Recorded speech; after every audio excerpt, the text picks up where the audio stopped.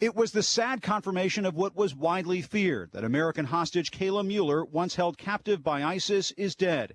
The president said in a statement, no matter how long it takes, the United States will find and bring to justice the terrorists who were responsible for Kayla's captivity and death.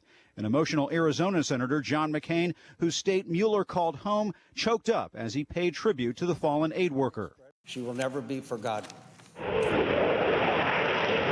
The White House rejected claims from ISIS that Mueller was killed in last week's airstrikes that came after the terrorist group burned to death a Jordanian pilot. The information that we have is that there is no evidence of civilians in the target area prior to the coalition strike taking place. With Mueller's death adding pressure on the White House to strike back, the president is expected to officially ask Congress as soon as tomorrow to back a measure to authorize the war on ISIS.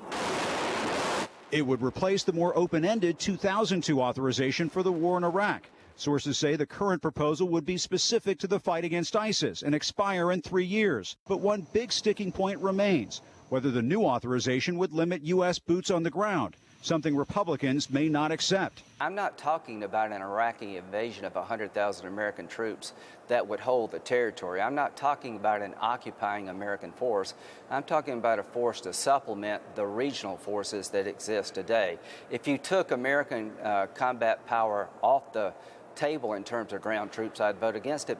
A sign the administration could face an uphill climb. White House Chief of Staff Dennis McDonough roaming the halls of Congress trying to whip up support.